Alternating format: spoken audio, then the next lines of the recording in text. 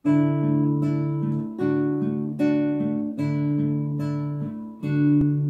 great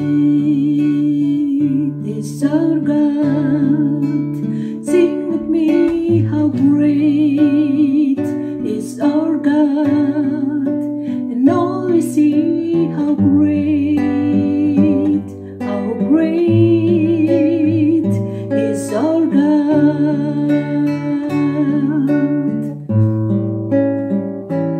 How great is our God. Sing with me, how great is our God. And all we see, how great is our God.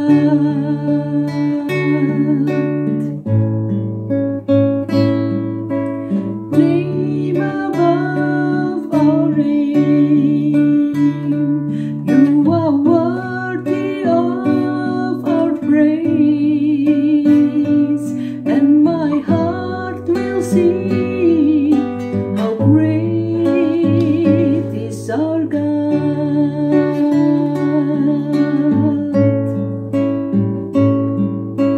Name above our name, you are worthy of my praise, and my heart will sing, how great is our God.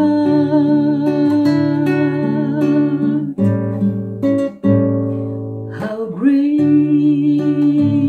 is our God. Sing with me, how great is our God.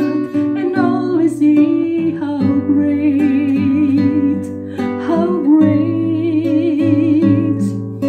and all we see, how great is our God. Oh, and all we see, how great is our God.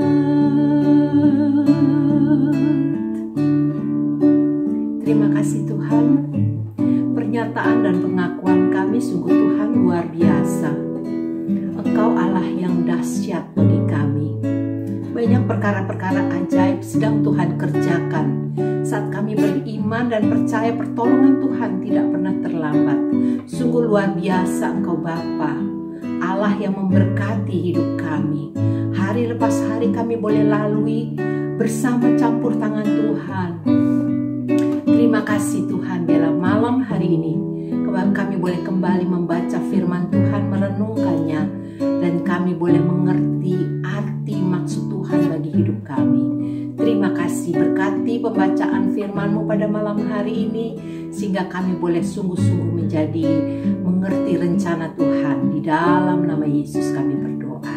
Haleluya. Amin. Shalom, kita akan melanjutkan pembacaan firman Tuhan yang terambil dari Kejadian 42, mulai dari ayatnya yang ke-9 sampai dengan ayat yang ke-20.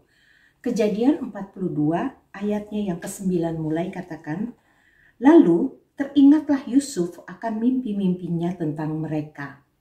Berkatalah ia kepada mereka, kamu ini pengintai, kamu datang untuk melihat-lihat di mana negeri ini tidak dijaga. Tetapi jawab mereka, tidak tuanku, hanyalah untuk membeli bahan makanan hamba-hambamu ini datang. Kami ini sekalian anak dari satu ayah. Kami ini orang jujur. Hamba-hambamu ini bukanlah pengintai. Tetapi ia berkata kepada mereka, tidak, kamu datang untuk melihat-lihat di mana negeri ini tidak dijaga. Lalu jawab mereka, hamba-hambamu ini 12 orang. Kami bersaudara, anak dari satu ayah di tanah Kanaan. Tetapi yang bungsu sekarang ada pada ayah kami, dan seorang sudah tidak ada lagi. Lalu kata Yusuf kepada mereka, sudahlah, Seperti telah kukatakan kepadamu tadi, kamu ini pengintai. Dalam hal ini juga kamu harus diuji. Demi hidup Firaun, kamu tidak akan pergi dari sini jika saudaramu yang bungsu itu tidak datang kemari. Suruhlah seorang daripadamu untuk menjemput adikmu itu. Tetapi kamu ini harus tinggal terkurung di sini. Dengan demikian perkataanmu dapat diuji apakah benar, dan jika tidak, demi hidup Firaun, sungguh-sungguhlah kamu ini pengintai. Dan dimasukkannya lah mereka bersama-sama ke dalam tahanan 3 hari lamanya. Pada hari yang ketiga, berkatalah Yusuf kepada mereka, buatlah begini, maka kamu akan tetap hidup. Aku takut akan Tuhan. Jika kamu orang jujur, biarkanlah dari kamu bersaudara tinggal seorang terkurung dalam rumah tahanan. Tetapi pergilah kamu, bawalah gandum untuk meredakan lapar seisi rumahmu.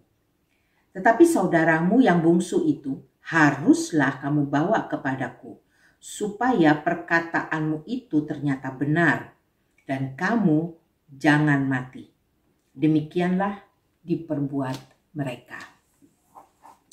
Puji Tuhan, saat kita baca tentang firman Tuhan, bagaimana Yusuf bertemu dengan saudara-saudaranya, dia diingatkan Tuhan kembali akan mimpi-mimpi yang pernah Tuhan beri atas hidupnya. Saat Yusuf bermimpi, bagaimana saudara-saudaranya bahkan seisi rumahnya menyembah dia, dan kemudian mimpi yang disampaikan ditolak oleh saudara-saudaranya dan orang tuanya, itu tetap diingatkan Tuhan beberapa tahun kemudian. Waktu yang sudah lewat diingatkan lagi bahwa Tuhan pernah memberi mimpi kepada Yusuf. Jadi pada saat Yusuf bertemu, ingat semua kembali ingatan itu Tuhan berikan kepada Yusuf bahwa mimpi-mimpi itu sedang terjadi. Kita tidak tahu, kita mungkin pernah bermimpi beberapa tahun yang lalu. Kita mungkin sudah lupa pesan-pesan Tuhan yang pernah disampaikan. Tapi Tuhan tetap ingat akan janjinya.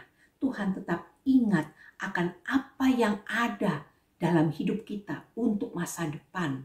Janjinya ya dan amin. Bahwa dia sedang merenda masa depan kita penuh dengan harapan. Nah, pada saat itu Yusuf tidak langsung mengalami mujizat mimpinya terjadi, enggak. Tapi Yusuf harus masuk dalam proses, harus ditolak, harus dijerumuskan, harus mengalami pembuangan, bahkan difitnah, hal-hal negatif yang harus terjadi dalam hidup Yusuf. Tapi hal itu tidak membuat Yusuf menjadi patah semangat. Semakin kuat dia percaya kepada Tuhan bahwa orang benar tidak akan pernah patah. Apapun yang terjadi dalam hidupnya, dia tetap percaya. Dia punya iman semakin kuat untuk mengandalkan Allah. Karena janji Tuhan akan tergenapi saat kita setia kepada Tuhan. Bukan sekarang janji itu tergenapi, mungkin nanti. Berapa tahun atau puluhan tahun kemudian, kita tidak tahu. Tapi janji itu akan kembali. Proses yang Yusuf alami, itu juga terjadi dalam hidup kita. Apapun yang kita alami hari-hari ini, tapi saat Tuhan pernah berjanji akan menyertai, menolong, mengangkat kita menjadi kepala dan bukan menjadi ekor. Itu pasti akan terjadi.